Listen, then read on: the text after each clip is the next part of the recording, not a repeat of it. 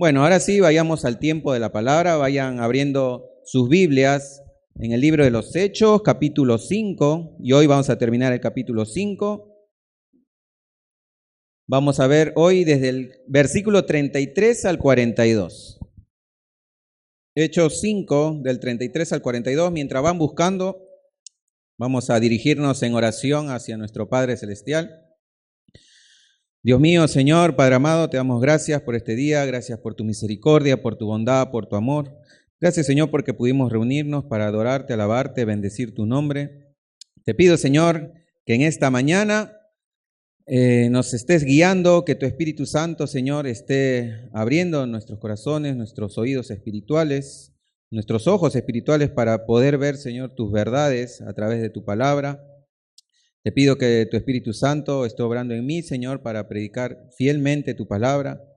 Que tu palabra, Señor, salga con poder, que transforme el corazón de mis hermanos, que los edifique y sobre todo, Señor, hacemos todo esto para la alabanza y gloria de tu nombre. En el nombre de Jesús te lo pido. Amén. Muy bien. El título del sermón del día de hoy se titula Un sabio consejo. Un sabio consejo. Y hay un dicho que dice, no sé si lo conocen, a ver si lo conocen, un consejo aunque sea de un conejo. Así dice el dicho. Un consejo aunque sea de un conejo. Sabemos que los conejos no hablan, pero lo que quiere decir este dicho es que los consejos, vengan de quien vengan, son buenos y muchas veces son necesarios para nuestras vidas. Pero ¿por qué es importante un consejo en nuestras vidas? Uno, un consejo, para empezar, no es lo que quieres escuchar, pero sí es lo que debes escuchar. Muchas veces nosotros no queremos ser aconsejados, no queremos que alguien nos diga las cosas, pero es necesario, es algo que debemos hacer, es algo que debemos escuchar, porque la persona que viene a aconsejarnos, viene a decirnos algo para nuestro bien.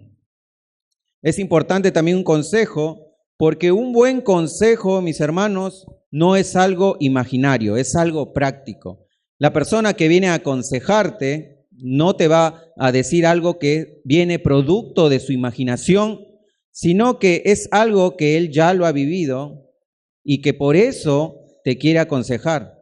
Es algo práctico en ese sentido. Un buen consejo también no está basado en el miedo, sino en la posibilidad. El que te aconseja no quiere infundirte miedo, sino que lo que quiere hacer es verte las posibilidades que puedan ocurrirte de acuerdo a las decisiones que vas a tomar en la vida. Y es por eso que esta persona lo que quiere hacer es decirte, mira, si tú haces ciertas cosas o haces estas cosas, puede ocurrir esto o puede ocurrir aquello. Y por último, mis hermanos, un buen consejo no está diseñado para hacerte sentir mejor, sino que está pensado para hacerte mejor. Y muchas veces los consejos también no nos van a caer bien, muchas veces nos van a doler los consejos, nos vamos a sentir mal por la clase de consejos que recibamos, pero el consejo, mis hermanos, como dije, no está hecho para hacerte sentir mejor, sino está pensado para hacerte mucho mejor persona. Quizás tú en ese momento no lo veas desde esa perspectiva, pero el que te está aconsejando quiere lo mejor para tu vida, quiere que tú seas una mejor persona.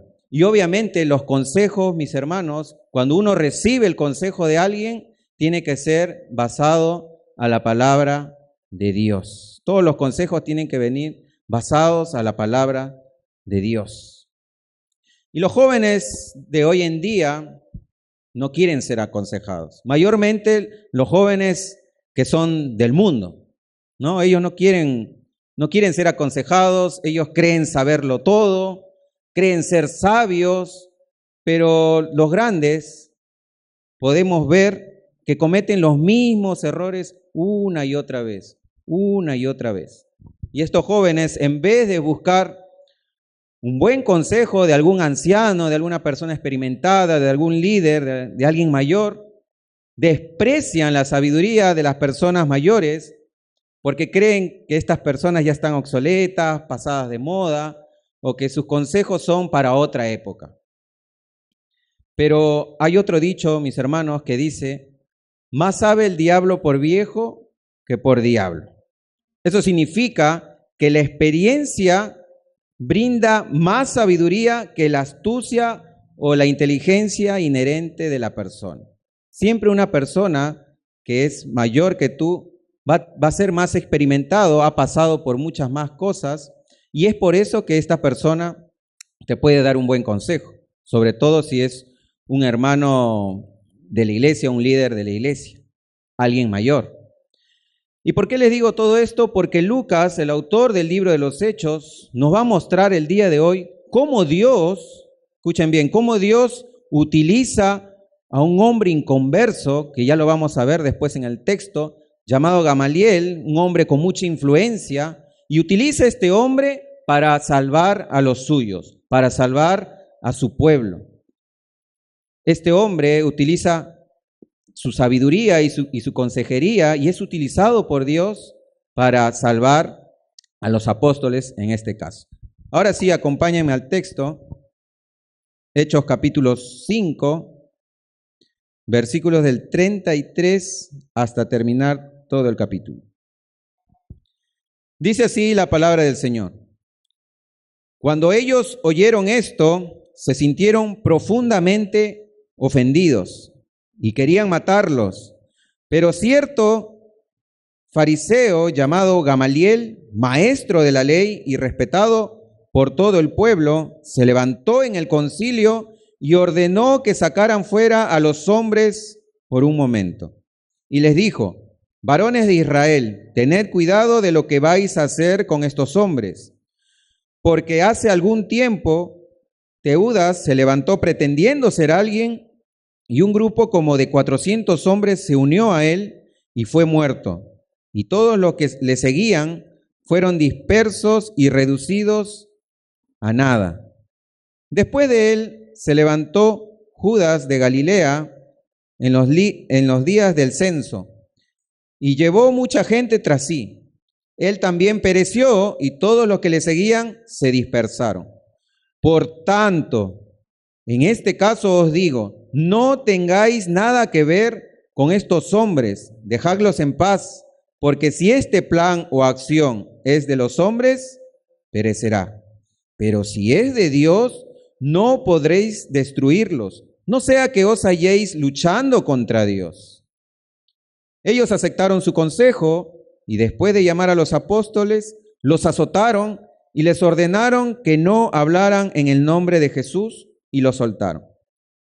Ellos, pues, salieron de la presencia del concilio regocijándose de que hubieran sido tenidos por dignos de padecer afrenta por su nombre.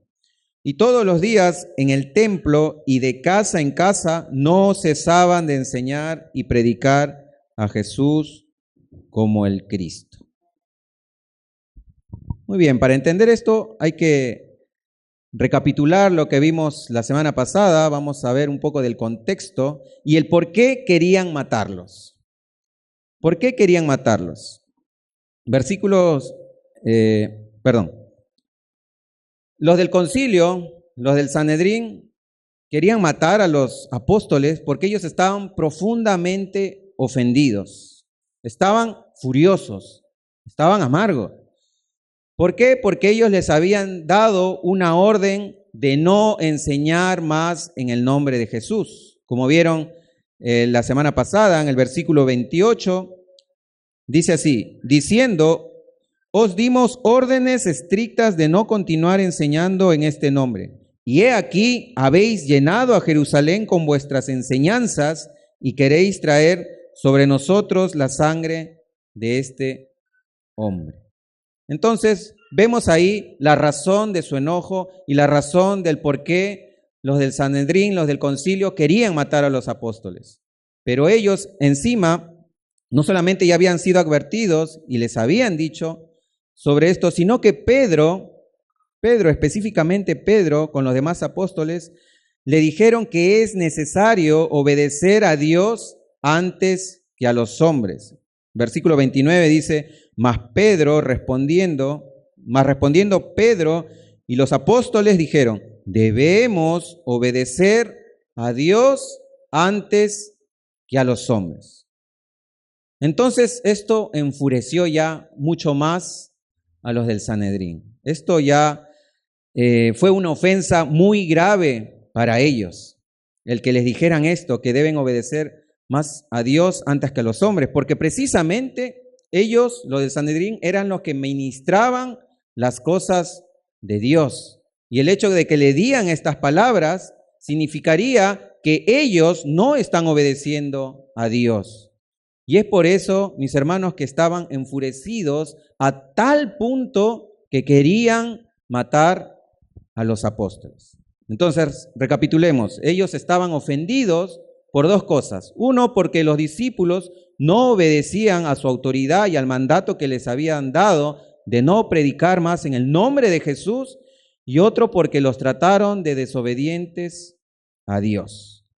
Y entonces ahí entra esta persona que vamos a ver quién es Gamaliel. Según el texto nos dice que es maestro de la ley. Pero ¿quién era este Gamaliel, maestro de la ley, que nos dice el versículo 34? Según los historiadores y los teólogos, nos dicen que Gamaliel era hijo de Simón y nieto de Gilel.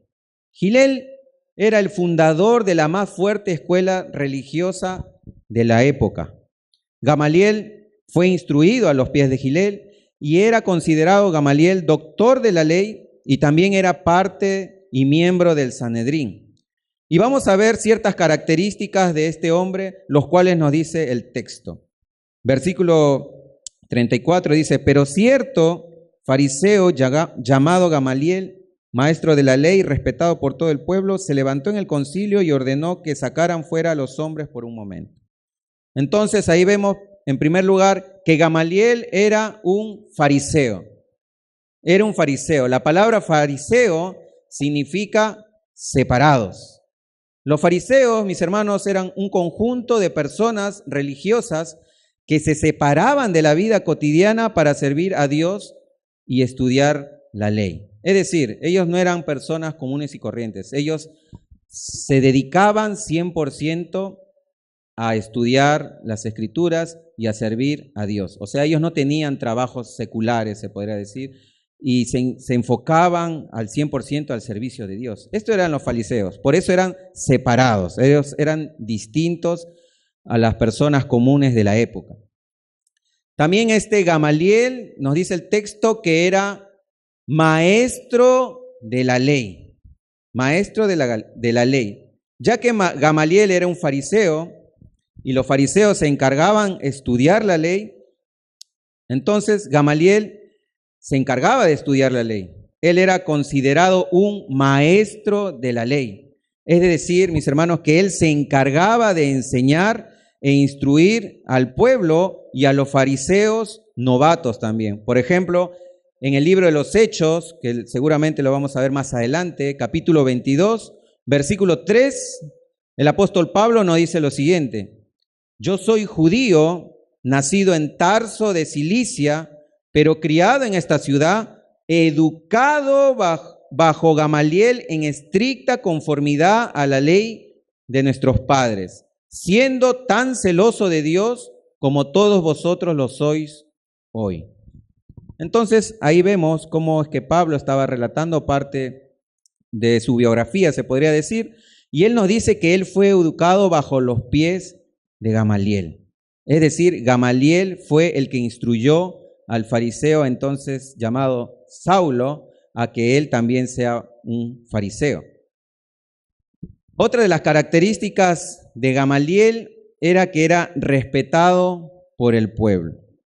Gamaliel era respetado a tal punto que se le dio el título de Rabán, que significa nuestro maestro. Y este título es mucho más elevado que el título de rabino o de rabí, que se le decía en ese tiempo a los maestros. Entonces, quiere decir que Gamaliel, mis hermanos, era el maestro de maestros. Era el maestro de maestros. Es más, en la Mishnah, que es un libro judío, se escribió acerca de Gamaliel lo siguiente.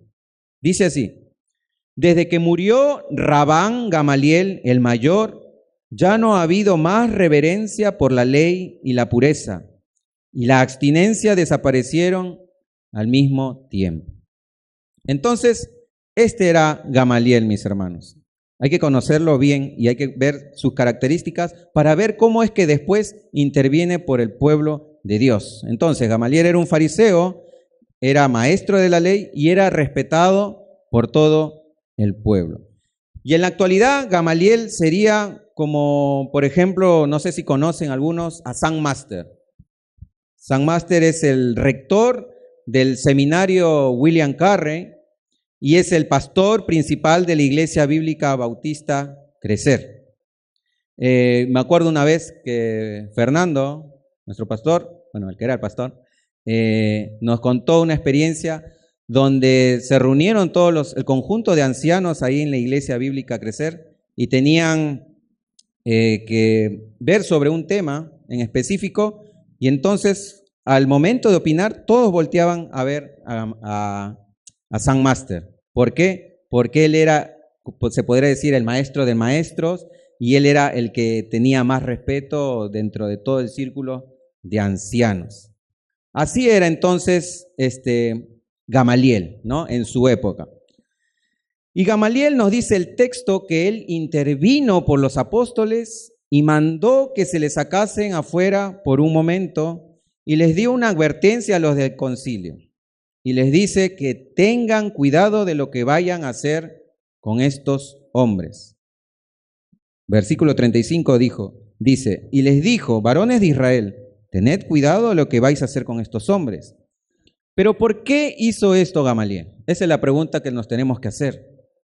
¿Cómo es posible que un hombre inconverso intercediera por los apóstoles? ¿Cómo es posible que este hombre que tenía la oportunidad ya de eliminar a todos los apóstoles porque los tenía ahí al frente, intercediera por ellos? ¿Cómo es posible esto? Bueno, la explicación es demasiado sencilla. Dios, mis hermanos, es el que tiene el control de toda la situación. Recordemos que Dios es el soberano de la creación. Y los del Sanedrín, ellos en ese momento querían matar a todos los apóstoles y lo hubieran podido haber hecho. Pero Dios, mis hermanos, utilizando a Gamaliel, utilizó a este hombre para salvar a los apóstoles. ¿Por qué? Porque ellos tenían una misión que cumplir, que era predicar el evangelio y expandir el reino de Dios hasta los confines de la tierra. Y entonces es Dios, mis hermanos, no en sí Gamaliel. Fue Dios utilizando a Gamaliel para sus propios propósitos. Y también podemos ver esto en el Antiguo Testamento, que Dios utilizó varios hombres inconversos para sus propósitos. Por ejemplo, podemos ver a Dios cuando utiliza a Ciro, rey Ciro, en tiempos de Daniel, para que los judíos regresaran y reconstruyeran el templo después del exilio babilónico. Vemos a Dios utilizando también al rey Artajerjes para que Nehemías regresara y reconstruyera el muro de alrededor de la ciudad santa. Y vemos también que Dios utilizó a Faraón para que José fuera exaltado y sea la mano derecha del Faraón para luego interceder por su familia en tiempos de hambre, en tiempos de hambruna. Y un proverbio, el libro de Proverbios, capítulo 21, versículo 1, nos dice el porqué de esto. Dice, como canales de agua es el corazón del rey en la mano del Señor. Él lo dirige donde le place. Es decir, mis hermanos, y como hoy estuvimos también orando en la mañana, es Dios que tiene el corazón del rey en su propia mano y Él le dirige como le place. Dios puede utilizar a cualquier persona para sus propósitos, mis hermanos. Él tiene el corazón de todos los hombres de la tierra en sus manos. Vayamos con otros personajes que también vemos en el texto. Luego, después de que les dijo esto Gamaliel, dice lo siguiente: y les dijo, varones de Israel, tened cuidado de lo que vais a hacer con estos hombres, porque hace algún tiempo Teudas se levantó pretendiendo ser alguien, y un grupo como de 400 hombres se unió a él y fue muerto, y todos los que le seguían fueron dispersos y reducidos a nada. Después de él se levantó Judas de Galilea en los días del censo y llevó mucha gente tras sí. Él también pereció, y todos los que le seguían se dispersaron. Entonces Gamaliel trae en escena dos personajes, Teudas y Judas, Judas de Galilea. Pero ¿quiénes eran estos personajes? Acerca de Teudas no se sabe mucho acerca de este hombre, y muchos de los comentaristas discuten en realidad de quién fue este Teudas. Pero lo importante acá es que este hombre se levantó y trajo a muchos seguidores. Fueron como 400 hombres. Él se proclamaba ser alguien. Seguramente él se proclamaría ser el Mesías. No lo sabemos. Pero porque esto no ha sido en realidad confirmado. Como les dije, no se sabe mucho acerca de este hombre. Pero el hecho de que se proclamara ser alguien nos muestra un problema de egolatría, de orgullo y de autopromoción hacia su persona. Gamaliel dice, el punto acá, varones de Israel, es que este hombre se levantó, pero que muerto él, todos los que le seguían fueron dispersados. Ese era el punto principal. Luego está también Judas de Galilea. De él ya sí tenemos un poquito más de información, y según el historiador judío Josefo, habla de este cierto judío galileo que desencadenó una revuelta porque opuso resistencia al servilismo y al pago de impuestos a los romanos allá por el cerca del año 6 antes de Cristo. Esta revuelta con Judas de Galilea también fracasó, pero esto podía haber sentado las bases para el partido de los celotes. ¿Se acuerdan de los celotes? Está en el Nuevo Testamento, y uno de los apóstoles de Jesucristo era un celote, era Simón el celote. Gamaliel también da el mismo punto, le dice, él también, Judas de Galilea, se levantó, pero él también cuando murió, cuando pereció, todos sus seguidores se dispersaron. Y hermanos, es evidente que en el contexto los miembros del Sanedrín conocían tanto a Teudas como a Judas de Galilea y conocían todos los detalles de sus levantamientos. Y el punto principal de Lucas, que es el autor del libro de los Hechos, no es que el por qué se produjeron estos levantamientos, sino que ambos levantamientos, tanto de Teudas como de Judas de Galilea, fracasaron por sí solos. Murieron ellos y el resto y todo lo que formaron, todos sus seguidores, se dispersaron y desaparecieron, se fueron al olvido. Y muchas veces, por ejemplo, en las culturas de hoy en día, a lo largo de la historia, se han levantado grandes hombres que han levantado grandes culturas. Por ejemplo, podemos ver acá en Sudamérica a los incas, podemos ver a los mayas, podemos ver a los aztecas, podemos ver a los egipcios también. Y todas estas culturas tenían grandes líderes. Pero ¿qué pasó? Cuando murieron estos líderes, cuando estos cayeron, todas estas culturas desaparecieron y quedaron en el olvido, y lo único que quedan son algunas estructuras que ellos dejaron, ¿no? Como parte de la historia que ahora nosotros conocemos. Entonces, ¿cuál era el consejo que le quería dar Gamaliel al Sanedrín, al conjunto del Sanedrín? Les dice, versículo 38. Luego, después de haber dado estos dos ejemplos de estos dos hombres que ya conocían, les dice así: por tanto, este es el consejo. En este caso os digo, no tengáis nada que ver con estos hombres y dejadlos en paz, porque si este plan o acción es de los hombres, perecerá. Pero si es de Dios, ahí viene la advertencia, no podréis destruirlos. No sea que os halléis luchando contra Dios. Por tanto, les dice Gamaliel, no tengan nada que ver con estos hombres, es decir, con los apóstoles.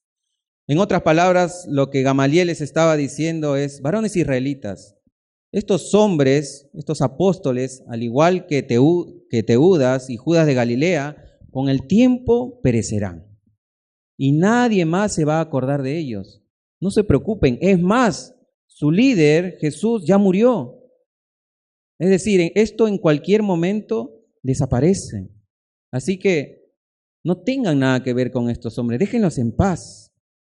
Y Gamaliel le decía esto no porque simpatizaba con los cristianos, sino porque después, como les dije, vendría una advertencia a los del concilio. Gamaliel les dice, si es de los hombres, si este plan es de los hombres, perecerá. Y ahí es donde entra, mis hermanos, la sabiduría de este hombre llamado Gamaliel, diciendo algo que tiene mucho sentido. Dice, si este plan o acción es de los hombres, perecerá. Es decir, mis hermanos, todo plan o todo lo que haga el hombre en este mundo tiene fecha de caducidad. Esa es la verdad, como las culturas que mencioné hace poco. Y por ejemplo, hoy en día hay muchas superempresas formadas por los hombres que se encuentran vigentes, como por ejemplo está la empresa Coca-Cola, en el caso de las gaseosas, Pepsi, en el caso de celulares está el Motorola, Samsung, iPhone, en el caso de autos está el Toyota, Ferrari, Lamborghini, etcétera, etcétera. Pero lo más seguro, mis hermanos, es que todas estas grandes empresas con el tiempo van a desaparecer, con el tiempo morirán. Y yo me acuerdo de cosas que ya desaparecieron con el tiempo. Me acuerdo, por ejemplo, en mis tiempos que crecí escuchando música con los llamados cassettes. No sé si algunos se acuerdan, los más antiguos. ¿Se acuerdan? El cassette. Antes del cassette estaba el vinilo. Después vino el cassette. Y después el cassette fue reemplazado por el CD. Y así, el CD fue reemplazado por el MP3, después por YouTube y ahora tenemos Spotify, ¿cierto? Y todo fue desapareciendo. Todo lo que en su momento fue un boom, fue con el tiempo desapareciendo. Me acuerdo en mis tiempos también que yo chateaba con el Messenger. No el Messenger de Facebook, sino el Messenger, una aplicación que es antigua, que muchos lo recuerdan, que se podían enviar zumbidos, ¿no? Para que te respondan.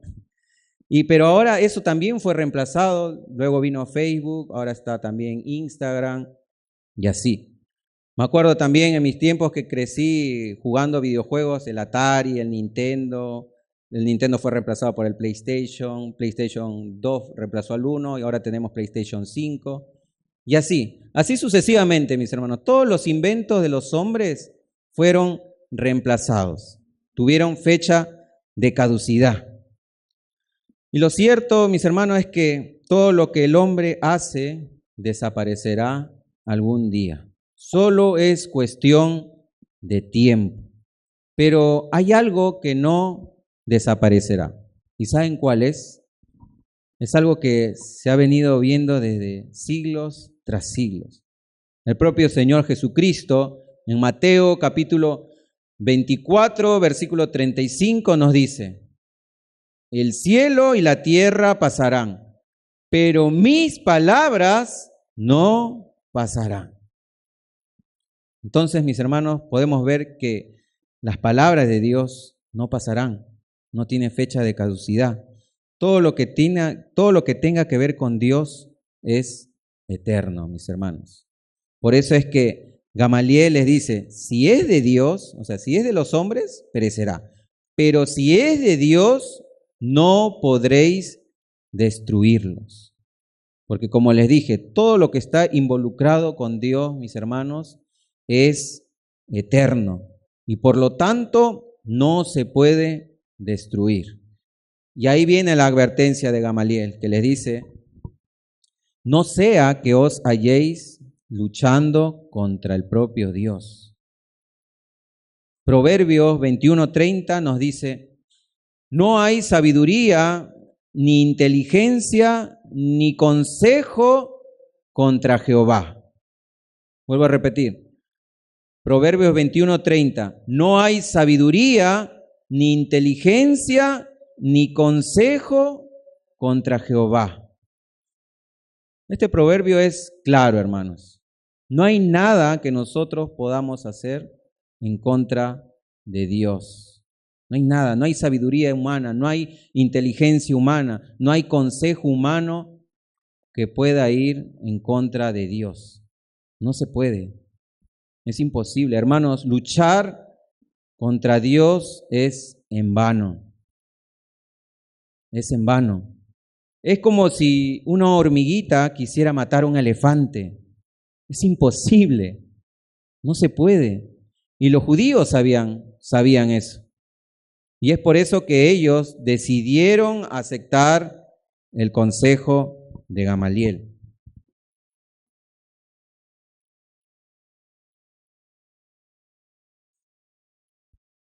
Y ellos aceptaron el consejo de Gamaliel. Versículo 40 nos dice, ellos aceptaron su consejo y después de llamar a los apóstoles, los azotaron y les ordenaron que no hablaran en el nombre de Jesús y los soltaron. Entonces se ve que ellos aceptaron el consejo, pero vemos que lo aceptaron de mala gana. Y es por eso que los llamaron a los apóstoles y los azotaron y les amenazaron nuevamente de que no hablaran más en el nombre de Jesucristo y los soltaron. Y hermanos, ¿cuántas veces nosotros no hemos hecho lo mismo al acatar un consejo? O sea, nos aconsejaron, pero lo hicimos de mala gana. Como dije en la introducción, es difícil, sí, es difícil aceptar un consejo. Pero ¿saben por qué es difícil aceptar un consejo? Por el pecado, por el orgullo, porque nosotros creemos saberlo todo. Y sobre todo es difícil aceptar el consejo de alguien que tú, en cierto sentido, no lo ves capacitado para aconsejarte. Pero como les dije, todo consejo es bueno, mis hermanos. Nosotros por naturaleza sí somos orgullosos, somos tan orgullosos que no queremos buscar el consejo de nadie. Queremos arreglárnoslas por nuestra propia cuenta. Y hermanos, hay tantas personas que han pasado por esta iglesia, tantas personas las cuales fueron exhortadas en su momento, aconsejadas en su momento con la palabra de Dios, pero que no recibieron esta exhortación, no recibieron este consejo, y lo que hicieron fue irse de la iglesia. Ahí vemos entonces el orgullo humano. Porque si alguien te está aconsejando es, como dije al principio, para tu bien, para tu crecimiento, para que tú seas una mejor persona. Y debemos ser humildes, hermanos. Debemos ser humildes sabiendo que los consejos son para nuestro bien. Es más, la Biblia está llena de consejos. Estamos estudiando los martes en los cultos de oración, el libro de Proverbios, que está lleno de consejos, de sabiduría de Dios. La Biblia está llena, por eso le digo, de consejos, está lleno de imperativos. Y si no eres humilde y aceptas lo que dice acá, lo que dice la palabra de Dios, jamás vas a crecer en tu vida espiritual. Jamás. Muchas personas a veces no quieren, están dentro de la iglesia, pero no quieren que nadie se meta en su vida. Y siguen en lo mismo. Siguen en su vida espiritual tibia, se podría decir, porque no quieren aceptar un buen consejo o no quieren ser aconsejados. Hay personas a las cuales ya no se les puede decir nada porque no quieren ser aconsejados.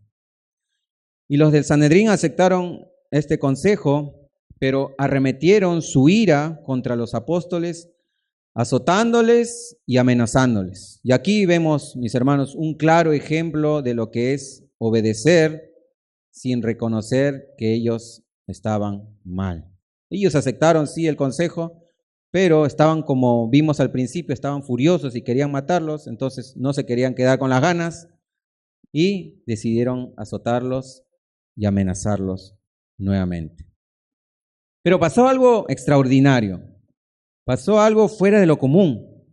Versículo 41 y 42 dice que los apóstoles, ellos pues salieron de la presencia del concilio regocijándose de que hubieran sido tenidos por dignos de padecer afrenta por su nombre.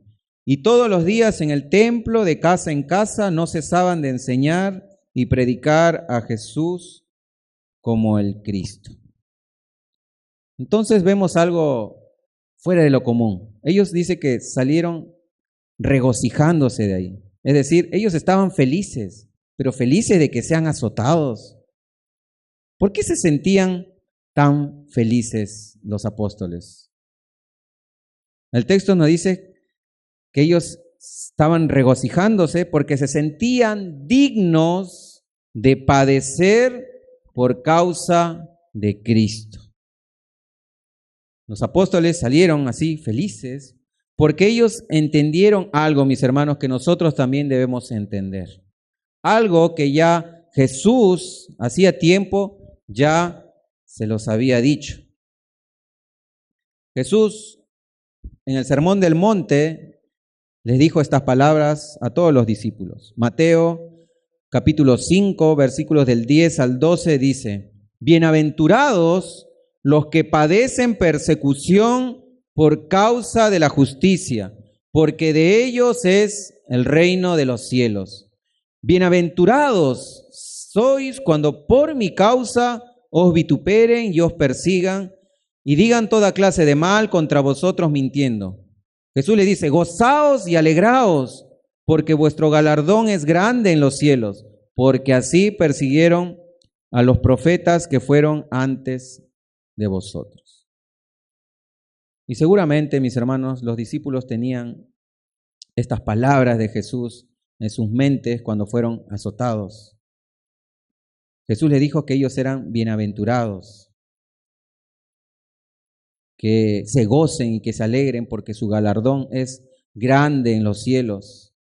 Porque así dice que persiguieron en el Antiguo Testamento a los profetas y los mataron. Así que, mis hermanos, si somos conscientes de esto, no hay nada más gratificante que sufrir por causa de Cristo, por sufrir por causa del Evangelio. Y hay un caso sorprendente. No sé si conocen a Policarpo, que era discípulo del apóstol Juan. Y ocurrió algo impresionante. Les voy a relatar una pequeña historia de él cuando fue capturado. Policarpo ya era una persona mayor, una persona anciana. Y cuando él fue capturado, el gobernador le aconsejó algo a Policarpo. Le dijo a Policarpo que tuviese piedad de sí mismo por razón de su edad avanzada y que negase su fe en Cristo de una vez por medio de un juramento en el nombre del emperador. Entonces el gobernador le dijo esto: mira, Policarpo, te doy una chance. Tú ya eres un hombre anciano, ten piedad de ti mismo, niega tu fe, puedes salvar tu vida, puedes terminar tus últimos años de vejez tranquilo, en paz, en tu casa. Simplemente tienes que negar tu fe y hacer un juramento en el nombre del emperador, como tu rey.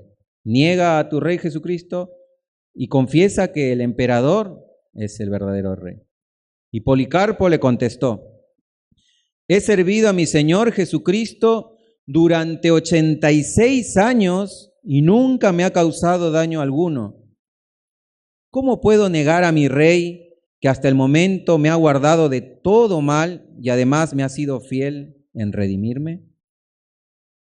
Al escuchar este testimonio, el gobernador amenazó de echar a Policarpo al foso de las fieras, al foso de los leones, y Policarpo continuó firme, aún a pesar de estas amenazas. Le dijo estas palabras.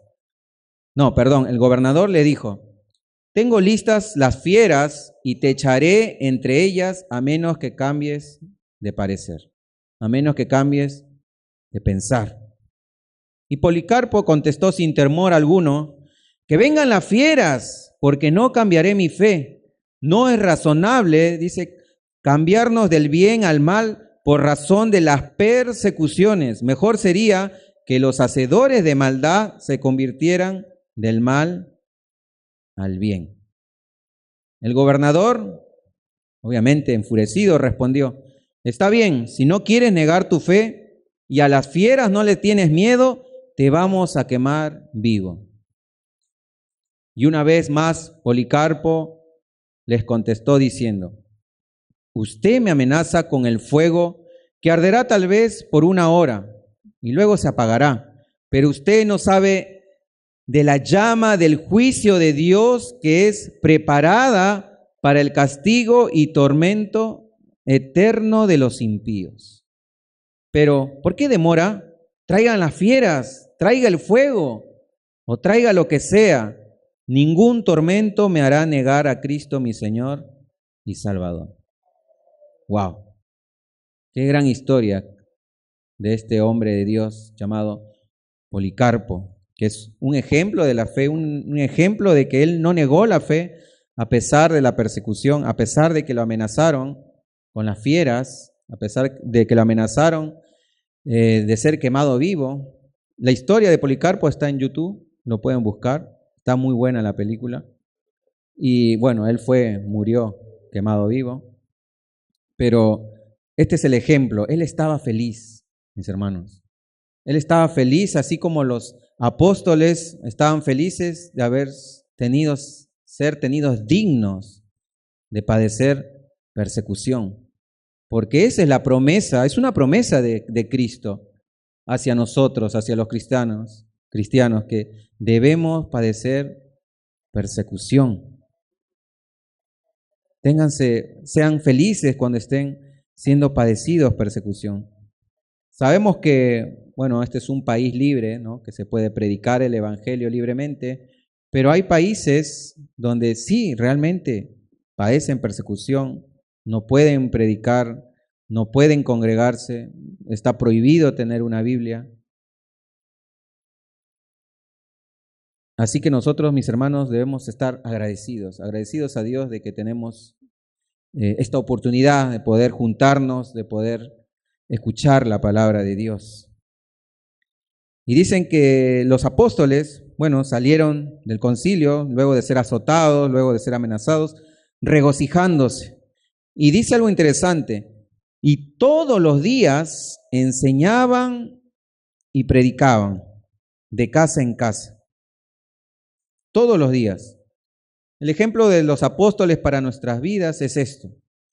Ellos, mis hermanos, a pesar de haber sido amenazados, azotados, no cesaban de enseñar y predicar a Jesús como el Cristo.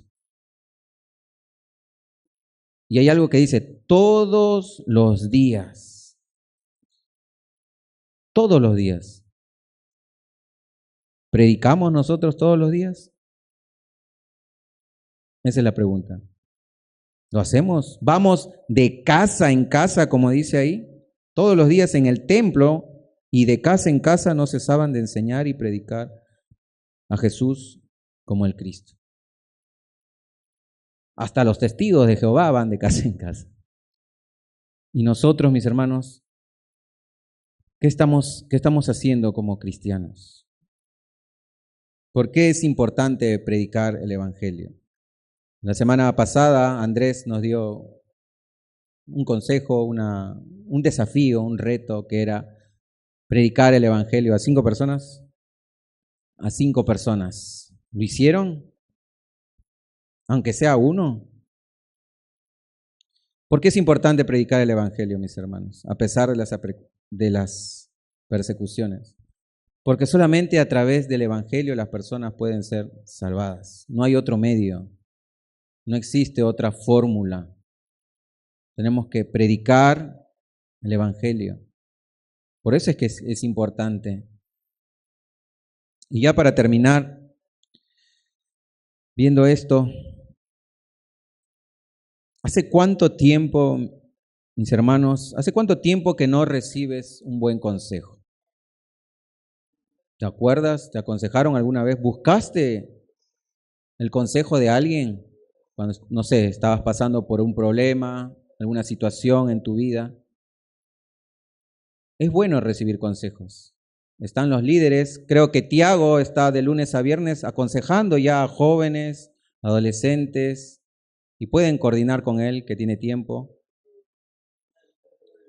Y es bueno, mis hermanos, es bueno siempre para crecer, porque nosotros por nuestra propia cuenta, no, a veces nuestro corazón es tan engañoso que nosotros mismos nos mentimos. Y siempre es bueno escuchar la opinión de una persona sabia, de una persona madura, y sobre todo que sea en base a la Biblia.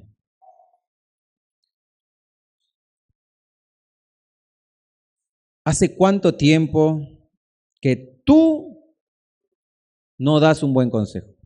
Esa es la otra parte. No solamente que recibas un buen consejo, sino que hace tiempo tú, como cristiano, no das un buen consejo. No hay necesidad de ser un líder espiritual para dar un buen consejo. No, como les dije, todo se basa en la Biblia. En la Biblia está la sabiduría de Dios. Y nosotros, mis hermanos, debemos esforzarnos por eso en estudiar la palabra de Dios para poder aconsejar bíblicamente. ¿Hace cuánto tiempo que no te sentaste con alguien a quien tú digas, esta persona necesita un consejo, esta persona necesita escuchar palabras de aliento, capaz una exhortación? Otra pregunta. ¿Cómo te sentiste la última vez que recibiste un buen consejo? O capaz una exhortación para tu vida. ¿Cómo te sentiste? ¿Te sentiste bien? ¿Te sentiste mal? ¿Te sentiste ofendido? ¿Te sentiste edificado? ¿Y por qué? Porque si te sentiste bien, ¿por qué? Y si te sentiste mal, ¿por qué te sentiste así? Siempre es bueno, mis hermanos, analizar qué es lo que pasa en nuestros corazones cuando alguien nos aconseja. Como le dije, lo normal es rechazar el consejo, lo normal es no querer ser aconsejados, porque nuestro corazón es orgulloso. Y cuando alguien nos dice las cosas, como que actuamos de manera a la defensiva. No queremos ser aconsejados, pero siempre es bueno. Y es bueno para examinar nuestros corazones también. Es bueno para saber cómo está nuestro corazón cuando alguien nos dice las cosas. Porque como les dije, los consejos es para nuestro bien, no es para hacerte daño, no es para atacarte ni para decir, eres así, eres así, no, es para nuestro bien. Y siempre, por ejemplo, los que están siendo discipulados, o en los grupos pequeños, o los que están teniendo discipulados, no sé, individuales, el discipulador es el que les aconseja, ¿no? Y bueno, deben tomarlo de una manera digna, o sea, deben respetar este consejo porque, como les dije, es para el bien de sus vidas.